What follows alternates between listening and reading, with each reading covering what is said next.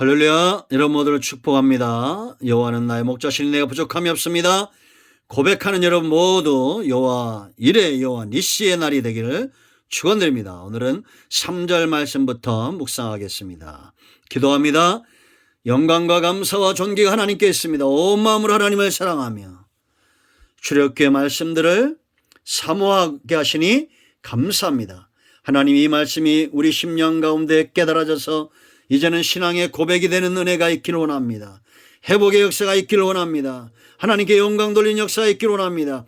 하나님을 바로 알고 우리가 얼마나 존귀한 존재인가를 바로 알게 하시고 적들로 인하여 문제로 인하여 두려워하거나 염려하거나 근심하지 않게 하옵소서. 종을 낮추시고 겸손하게 하시고 영상을 통해서 예배를 사모하는 모든 주의 백성들의 눈과 귀를 여시고 마음을 여시며 오직 말씀에만 붙들린 바 되게 하옵소서. 오늘도 말씀하실 하나님을 찬양합니다. 예수님의 이름으로 사모하며 기도합니다. 아멘. 자, 3절 보세요, 여러분. 하나님이 어떤 분인가를 여러분 분명히 체험하시길 바라며, 내가 하나님 앞에 어떤 존재인가가 분명하게 알고 확신 있게 서길 원하고, 적들이 얼마나 보잘것없는가를 분명히 알고 믿음에 서는 시간 되기를 축복합니다. 3절 보세요, 여러분. 여호와는 뭐랬습니까? 여호와는 용사시니 여호와는 그의 이름이시로다. 할렐루야. 여기 용사는 단순히 전사란 의미가 아닙니다. 모든 전쟁은 여호와께 속한 것, 초월자, 전능자, 어떤 전쟁에서도 피할 수 없는 그런 존귀한 존재시다라는 겁니다. 여호와는 그의 이름이시로다. 여러분, 우리가 속된 말로 쉬운 표현으로 이름값 한다 이런 말들이 있잖아요. 여러분, 우리가 이름을 보면 그 사람의 뭐가 보입니까? 영광이 보이고 성품이 보이고 그 사람의 실력과 지혜와 그 사람의 모든 것들이 다 그 이름에 있습니다. 성경은 어떤 것이냐? 여호와의 이름을 걸고 맹세하신 언약책이에요. 그러니까 여러분, 성경에서 가장 중요한 걸 찾으라면 바로 이름입니다. 이 이름에 대해서 연구하시는 분들도 많죠. 여호와 하나님, 우리가 출애굽기 3장 15절에 하나님이 모세를 애굽에 보내시면서 그에게 들려 보내신 게 뭐라고 했습니까? 지팡이가 아니라 그랬죠? 여호와란 이름입니다. 애굽에서 지금 그들이 가장 강대하다고 느끼는 이 애굽이란 땅, 그 당시에는 가장 강한 용사 같은 바로, 그곳에 노예 삼된 이스라엘 백성들을 이끌어내기 위한 하나님의 방법은 여호와란 이름을 연단받고 준비된 모세에게 들려 보내는 거였습니다.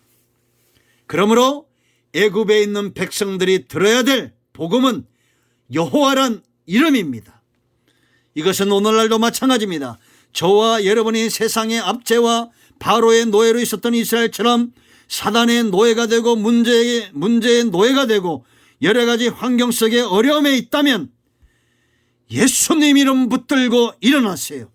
여호와란 이름 붙들고 일어나세요. 구약의 여호와의 이름을 온전케 하신 분이 바로 예수 그리스도입니다. 너희가 내 이름으로 구하는 모든 것을 내가 응답하겠다. 요한복음 14장 11절로 14절의 말씀들을 묵상하시고 그 약속을 여러분의 것으로 만드시기 바랍니다. 하나님은 지금까지 속된 말로 한 번도 이름값을 못한 적이 없어요. 그의 자손들이 이런 위대한 아버지를, 여호와의 이름을, 하나님을 아버지라 부르면서도 우리가 세상에서, 죄송합니다, 욕 한 번 하겠습니다, 꼴값을 떨었다는 겁니다. 꼴값하고 있었던 거예요. 우리가 잘못된 삶을 살았기 때문입니다. 여러분, 왜 한 나라의 왕이, 한 나라의 왕자가 우리가 어리석은 삶으로 나아갑니까? 우리나라에도 여러분 만고의 역적들이 있죠. 그 이름이 지금까지도 욕을 먹는 사람들이 얼마나 많습니까? 지금도 그렇게 역사가 반복됨에도 불구하고 지금도 자기 이름에 요동치라는 사람들이 얼마나 많습니까? 그러나 여러분, 하나님은 지금까지 그 약속을 신실하게 지켜왔고 이 이름이 함부로 불려줄 수 없고 망령때의 이 이름을 우리가 부를 수 없다는 겁니다. 하나님은 이스라엘 백성들에게 다른 것 가지고 나간 것이 아니라 여호와란 이름을 가지고 나아가셨어요. 이 이름을 걸고 맹세했다는 겁니다. 이 이름대로 내가 너희를 구속할 것이고 너희를 이끌어낼 것이고 마침내 너희를 기업으로 이끌어 갈 것이다 라는 겁니다. 하나님은 절대 거짓말할 수 없다라는 거 여러분 반드시 깨달아 아는 은혜가 있기를 축복합니다. 여호와는 그 이름이 되시는 거예요. 하나님은 한 번도 그 이름대로 행하지 약속하신 것을 어기신 적이 없다라는 겁니다. 이것을 깨달아 아는 저와 여러분 되기를 축복합니다. 할렐루야. 여호와는 용사예요. 여호와는 그 이름입니다. 영광이 있다는 겁니다. 이제 우리는 예수 그리스도의 이름을 의지하여 그 영광스러운 삶과 사역과 구속의 완성을 위해서 나가게 될 것입니다. 자, 4절 보세요 여러분. 그가 바로의 병거와 그의 군대를 바다에 던지니 최고의 지휘관들이 홍해에 잠겼고. 아멘. 당시의 바로와 그 군대는 세상의 가장 강력한 군대였고 세상의 가장 강력한 그런 지휘관들이었다는 겁니다. 그런데 하나님이 일하시니 그들이 홍해에 잠겨버렸어요. 흔적도 없이 사라졌다는 겁니다. 여러분, 깨달음이 무엇보다 큰 축복인 것을 우리는 알아야 됩니다. 바로가 그 나라가 무너지는 것을 보면서 이스라엘이 잠깐이라도 깨달았다는 것은 얼마나 큰 축복입니까? 지금 2년 동안 역사 이래 여러분 이런 일이 있었습니까? 2년 동안 코로나19가 창궐하고 있습니다. 역사 이래 지금보다 더 과학과 문명과 의술이 발전했던 적은 없었습니다. 그런데도 지금 이 전 세계가 이 코로나19 또 오미크론 새로 변이 바이러스가 계속 나타나고 있습니다. 지난 2년 동안 과거 500년 동안 있었던 이런 재앙들이 엄습해 오고 있습니다. 지혜로운 자는 깨달아야 됩니다.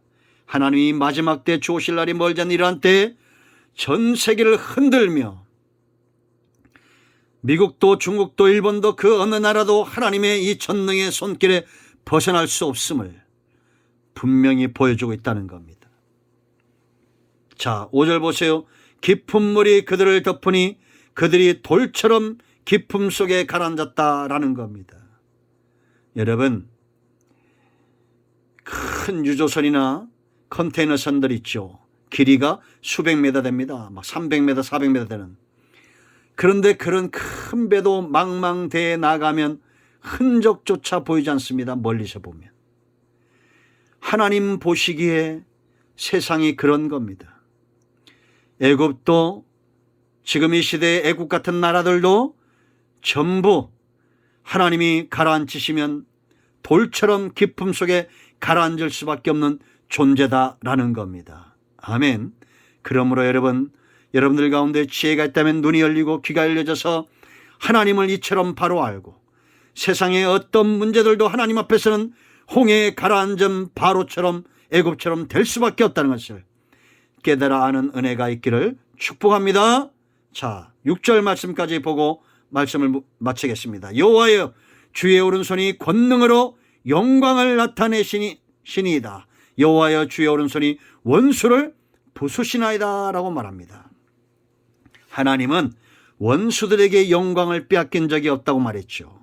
그러므로 우리는 하나님과 원수된 자가 아니라 하나님의 손에 붙들림 바 된 존재인 것을 감사하고 하나님 편에 서기를 축복합니다. 아멘. 여러분 모두의 원수와 문제를 하나님이 부셔버리고 그 모든 문제를 바다 한가운데 던지기를 축원드립니다. 아멘. 기도합니다. 할렐루야. 하나님께 영광 돌립니다. 예수의 이름을 의지하여 간구하오니 하나님이 우리를 통해서 영광을 받으시고 우리 가운데 모든 문제가 해결되는 역사 있게 하시고 여호와의 이름을 망령되이 일컫지 않도록 하나님 영광의 통로가 되기를 원합니다. 예수님의 이름으로 사모하며 축복하며 취하며 기도합니다. 아멘. 할렐루야. 응답되었습니다. 여러분 모든 질병의 문제, 환경의 문제, 마음의 상함의 문제 예수님의 이름으로 해결되기를 축원드립니다. 아멘. 응답되었습니다. 아멘. 할렐루야.